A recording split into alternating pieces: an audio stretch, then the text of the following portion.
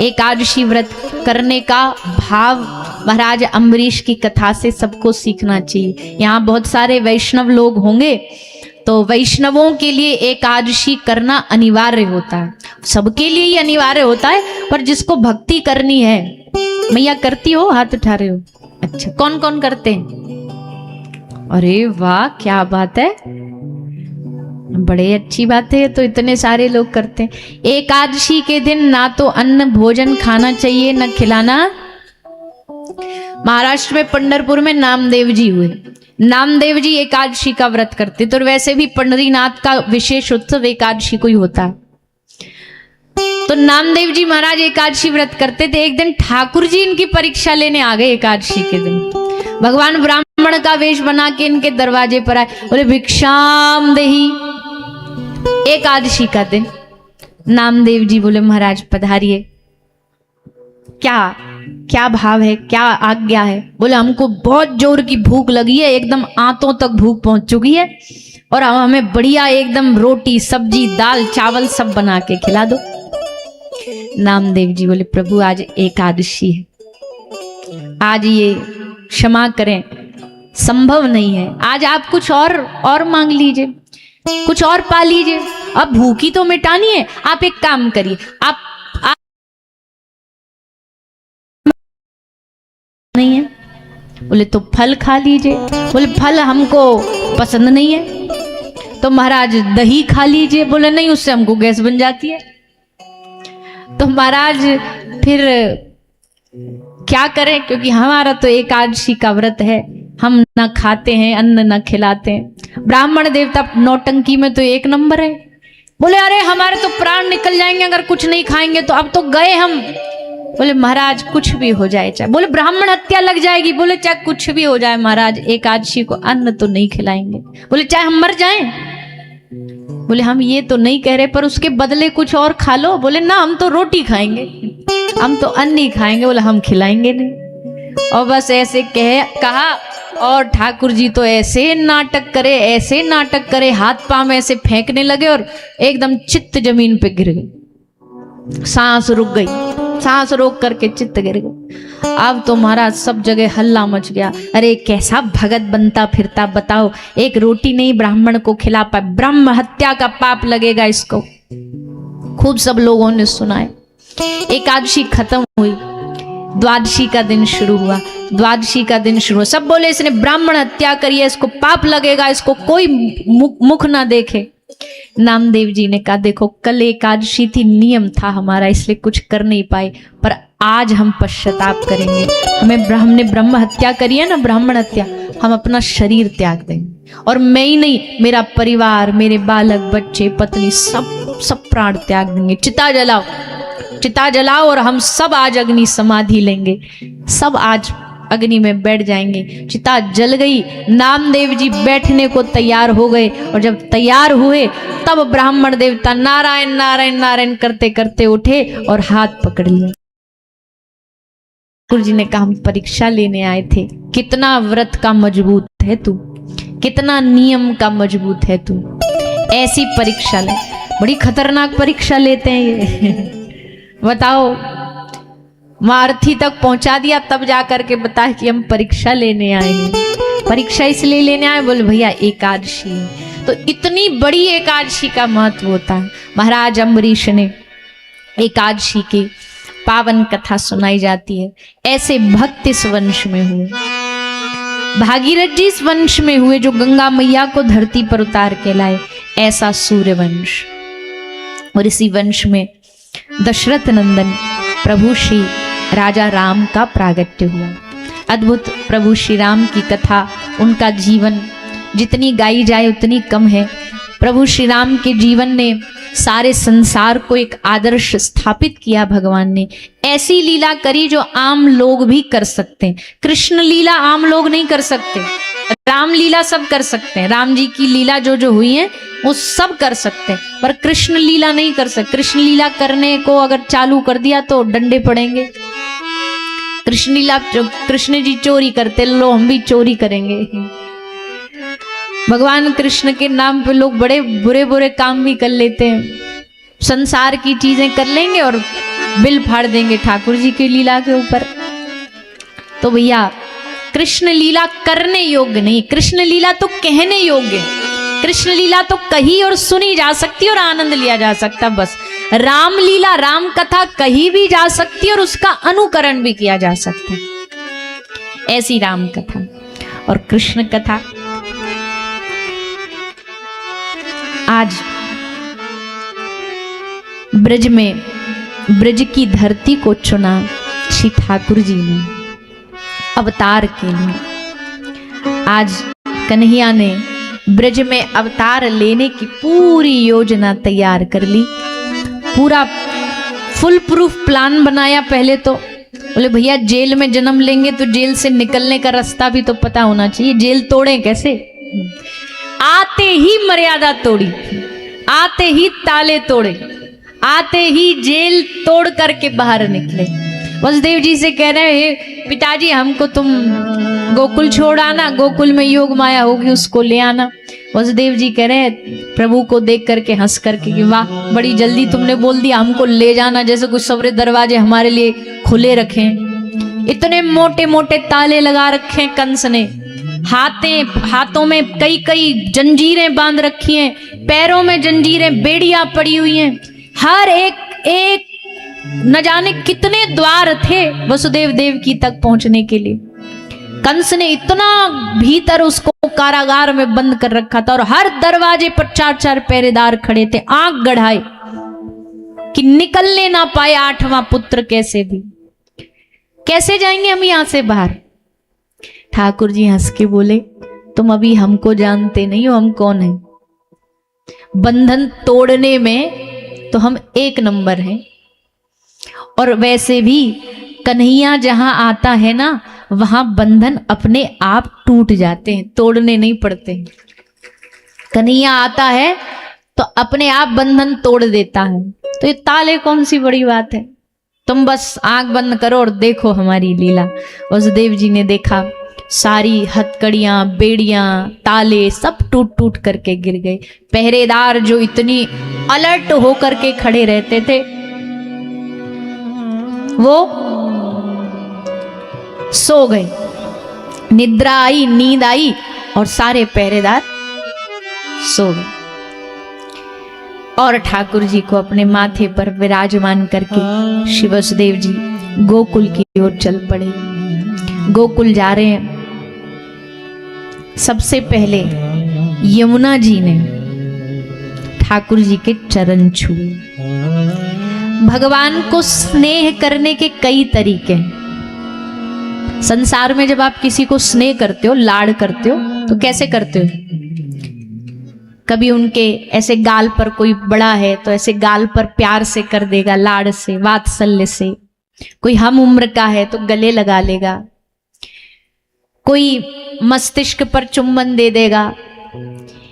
ये संसार में अपना प्रेम, अपना स्नेह प्रदर्शन करने के तरीके।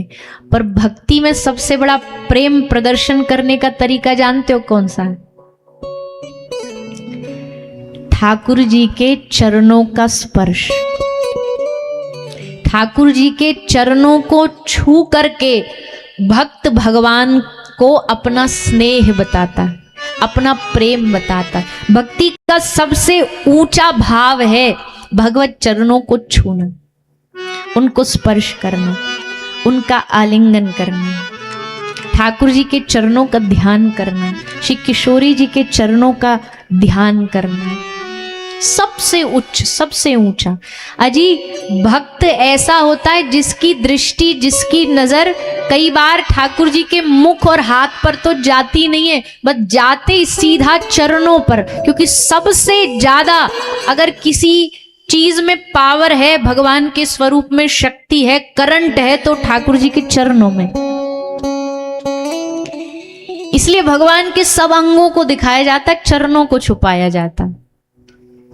भगवान के जो जितने भी मंदिर है ना ब्रज में, अधिकतर सब में ठाकुर जी के चरण छुपाए जाते हैं। क्यों? क्योंकि बोले भैया ये हाई वोल्टेज है, ये दिखना नहीं चाहिए, चरण दिखे तो। इन चरणों से अद्भुत और कुछ हो नहीं सकता। चरणों की प्राप्ति से भी अद्भुत कुछ नहीं हो सकता। कोई अगर चाहता है, कहते हैं कि संसार में और जितने भी देवी देवता हैं, जितने भी भगवान देव माने जाते हैं, वो सब हमारी इच्छाओं को पूरी करते हैं।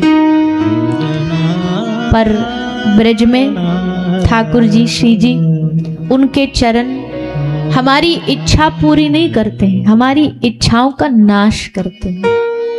क्योंकि इच्छा पूरी करना कोई बड़ा विषय है ही नहीं, और इच्छा पूरी करना जीवन में कोई उपलब्धि भी नहीं है। क्योंकि ये मन है, इस मन की हर दिन, हर रोज, हर क्षण, हर रोज एक नई इच्छा पैदा होती है। सुबह कोई और इच्छा होगी, दोपहर को कोई और होगी, शाम को कोई और होगी। इच्छा पूरी हो जाने से सुख नहीं मिलता है, क्योंकि यहाँ कभी इच्छाओं का अंत नहीं होता है। श्री जी के चरण, ठाकुर जी के चरण क्या करते हैं? ब्रज में बड़ा बड़ा एक साधक रसिक प्रेमी क्या मांगता है किशोरी जी से, ठाकुर जी से, कि हे श्यामाजू, हमको इन इच्छाओं ने बहुत नचाया और ये इच्छा का नाच कभी खत्म भी नहीं होता।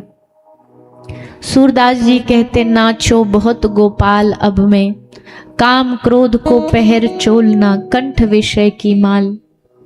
संसार की कामनाएं हमेशा अंधा बना करके हमें नचाती रहती हैं, लेकिन फिर कभी उन ठाकुर जी की कृपा से, सद्गुरु की कृपा से, कभी शांति से उनके चरणों में बैठ करके उनके चरणों का ध्यान करता हुआ भक्त मांगता है, मेरी सब अभिलाषाएं शून्य हो जाएं, अन्याभिलाषिता शून्यम ज्ञान कर्माद्य नाव्रतम।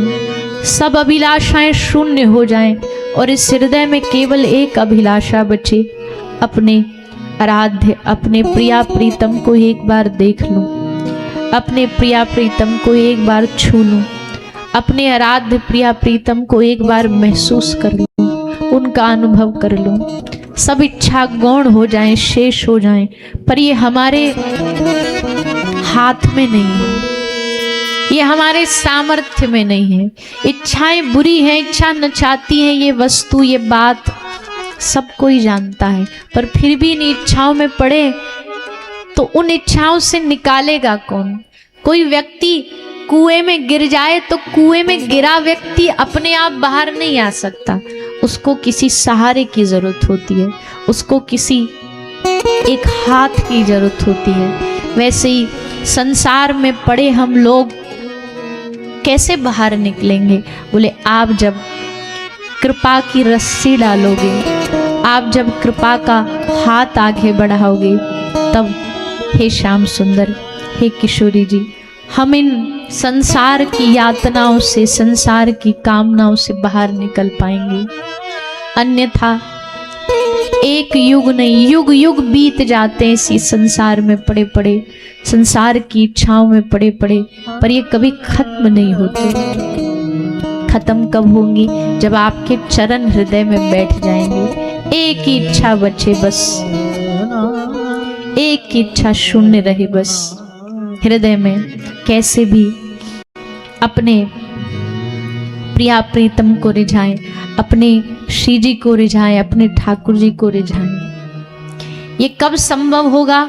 जब आपके चरण हमारे हृदय में बैठ जाएंगे, आपके चरणों से हमें प्रेम हो जाएगा, जब उससे लगाव हो जाएगा।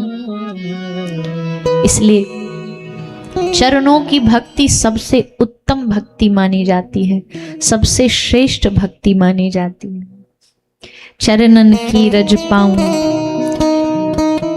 उनके चरणों को छुई हुई रज भी इतनी कीमती होती है, इतनी महत्वपूर्ण होती है कि आज भी ब्रज के साधु अपने खजाने में रुपया नहीं रखते हैं, पैसा नहीं रखते हैं, सोना चांदी नहीं रखते हैं। उनके खजाने में, उनकी तिजोरी में क्या रहती है? उनके चरणों में ब्रज की रज रहती है। खजाने में रज रखते हैं कि ये है यहाँ की सबसे कीमती। वृंदावन में सबसे कीमती चीज अगर कोई है वृंदावन की माटी है। वृंदावन की रेणु में मरी वो मंगल होए। वृंदावन की माटी ऐसी है भैया, वहां जीना तो जीना छोड़ो, उस मिट्टी में तो मरना भी मंगल है। उस माटी में मरे ना, वो माटी कभी शरीर पर लगी मृत्यु के समय तो समझ लेना साक्षात ठाकुर जी के पास पहुंच गई। हम हमेशा अपने ठाकुर से, अपने किशोरी जी से यही मांगते हैं कि संसार में हर रोज कुछ ना कुछ चलता रहता है।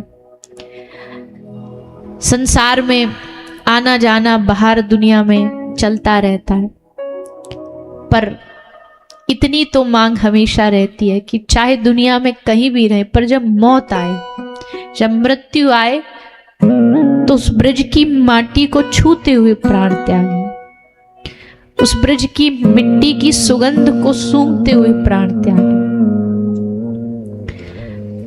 बाबा सूरदास जी जब प्राण त्याग रहे थे चंद्र सरोवर पर श्री गोवर्धन में, सब लोगों ने देख लिया, समझ गए कि महापुरुष पहले ही बता देता है, समझ जाता है कि ये अब हमारा अंतिम समय चल रहा है। तो सूरदास जी ने सबको बुला लिया, आसपास सब खड़े हो गए। सूरदास जी ने कहा कि अब हमें पता है, अब हम नित्य लीला में जाने वाले हैं, अब हम अपने प्रिया प्रीतम के पास जाने वाले हैं।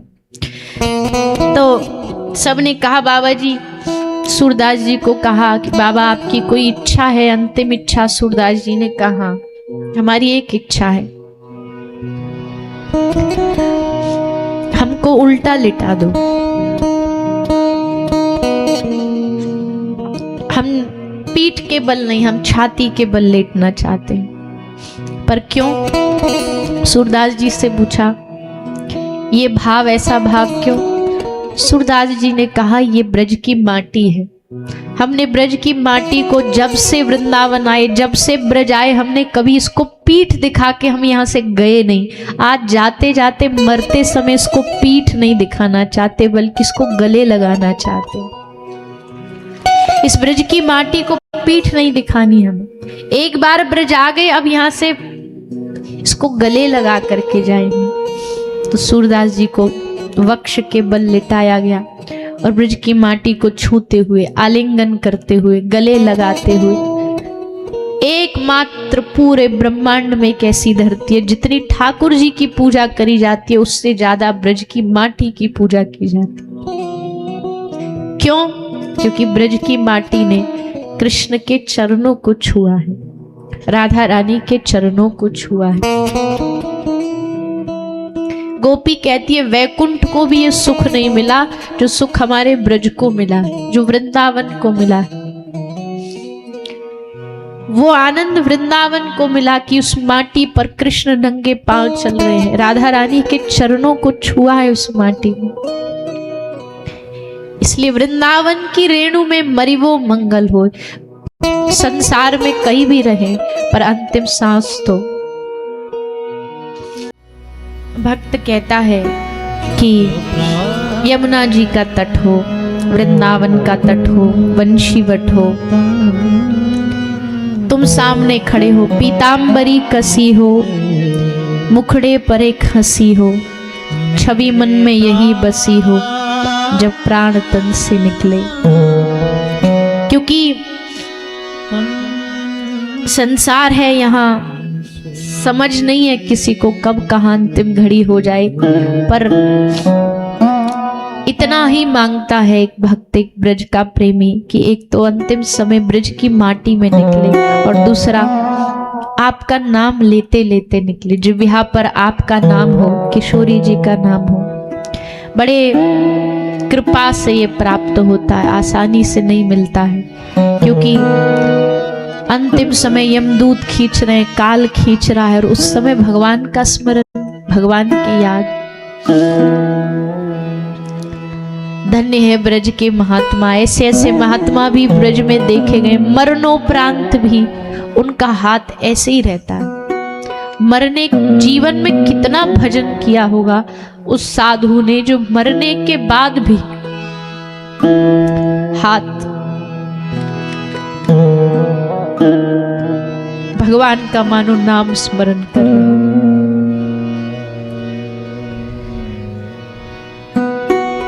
हम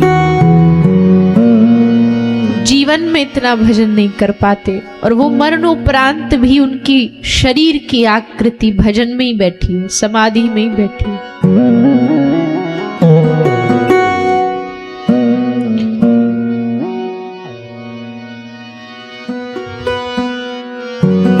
नाम लेते लेते ऐसे महापुरुष जिनकी जिह्वा पर